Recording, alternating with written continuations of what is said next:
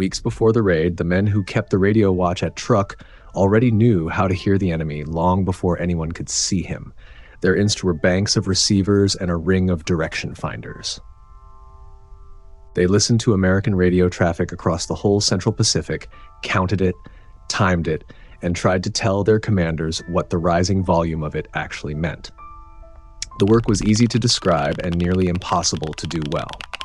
On the 4th of February, 1944, it paid off in the clearest way it ever would. 2 American bombers crossed the lagoon in daylight, photographed the anchorage, and went home. For 13 days after that, Truk held the highest alert it would ever reach. Truk was the anchorage the Japanese Navy had built its war around. It was a ring of islands inside a barrier reef 40 miles across, and American bomber crews spoke its name the way their fellows over Europe spoke of the deepest and best defended targets in Germany. They called it the Gibraltar of the Pacific. Almost nothing was known about the place, and dread filled in the rest. Behind the reef lay 5 airfields, repair shops, and more than 70,000 tons of fuel oil, the largest store the Japanese kept outside the home islands. This was the forward base of the combined fleet, and its radio watch belonged to a service that looked very good on paper.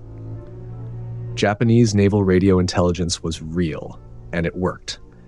Its center stood near Tokyo, at Owada, with hundreds of receivers, a school of its own, and direction finders that reached from Korea to Taiwan to a lonely hut on Marcus Island.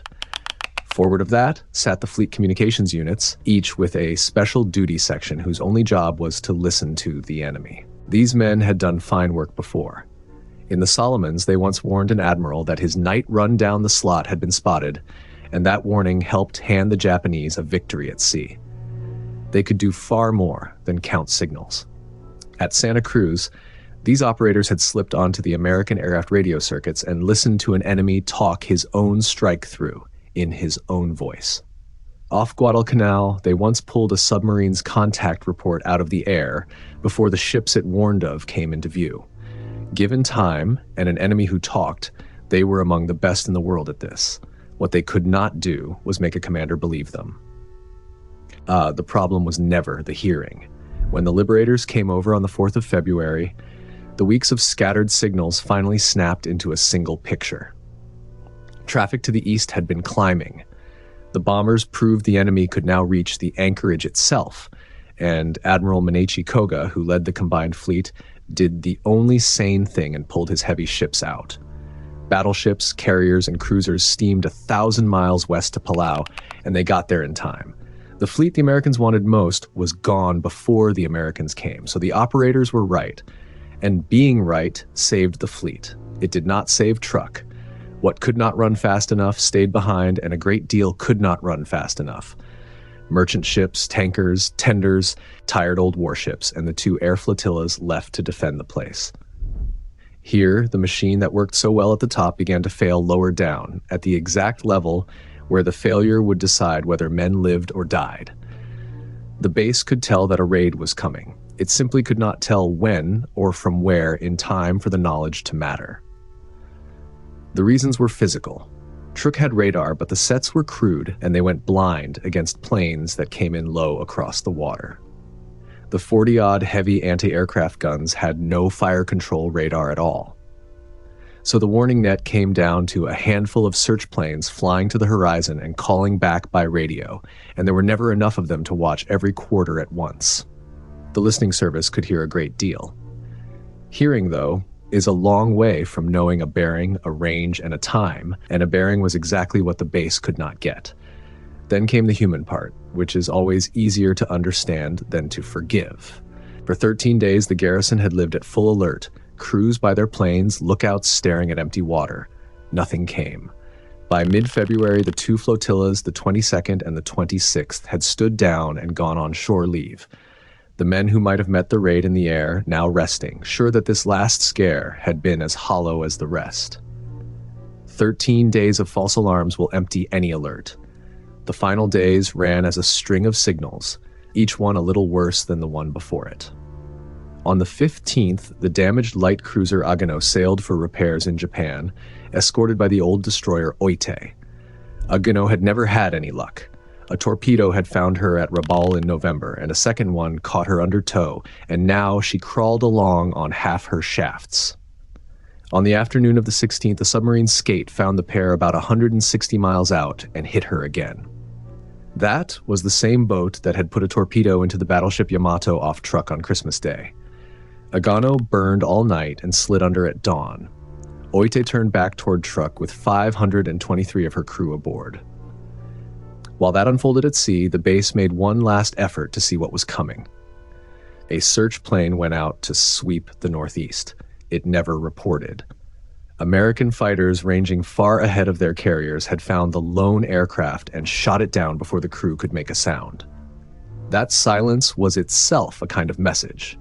It told the base the enemy was out there, in that direction, and close, and then it took away every last detail a commander would have needed to answer it. On the watch, men waited for a report from a plane already gone into the sea. The report never came. No one aboard was left alive to send it. Task Force 58 reached its launch point 90 miles to the northeast in full dark, unseen, an hour and a half before dawn on the 17th.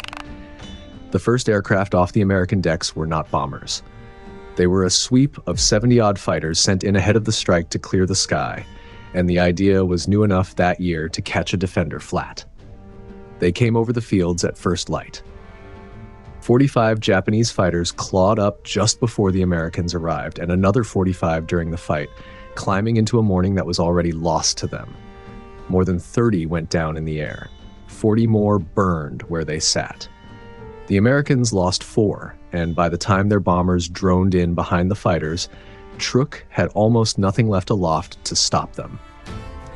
The men on the watch had done everything the job asked of them. They had heard the buildup, and their service had saved the fleet, and none of it changed the morning of the 17th, because hearing the enemy was never the broken part of the machine. They had been right before, too. In the days before Midway, their traffic analysts had caught American forces near Hawaii going onto a war footing and had said so plainly, and command had waved the warning off, and 4 carriers were gone by nightfall. Later, they would correctly call the American carrier strikes on the Philippines. The pattern held across the entire war. Being right, on its own, moved nothing at all. A warning has to climb a chain of men who believe it, reach someone who can act, and get there while acting is still possible. And at Truk, that chain ran through blind radar, 2 few search planes, one of them dead in the water, and a garrison told to stand easy 2 days before. The bearing and the range and the minute never assembled into anything a commander could use. The strike was simply there in the dark, and then it was morning. The rest of the day was arithmetic, worked on ships too slow to escape it. Over 2 days, the American planes flew well past 1,000 sorties and dropped some 400 tons of bombs and torpedoes into the lagoon. As many as 275 aircraft were wrecked, and 40 ships went to the bottom, where a good many of them still lie. Fuel that had taken months to gather burned off the water in black towers. One of those ships was Oite. She had turned for home with the men she pulled from the Agano, packed below her decks, steering for the one anchorage everyone still called safe. She reached the pass into the lagoon with the raid already on top of it. A torpedo from an Avenger caught her, broke her in half, and put her under in a matter of moments. The rescued men, trapped below, went down with her, and so did all but about 20 of her own crew. The sources do not agree on whether she died on the first day or the second. They agree on the only figure that counts. Of everyone aboard, almost no one came up. They had lived through one sinking only to drown inside the warning that failed. Nearby lay the destroyer Tachikaze, aground since the 4th and never freed, still sitting there when the bombs found her too. By the time the Americans turned for home, Truk was finished. The combined fleet never came back to it. The men left on the island spent the rest of the war raising vegetables and slowly starving, walled off behind a reef that no one ever bothered to storm. Command relieved Vice Admiral Masami Kobayashi of the 4th Fleet within days.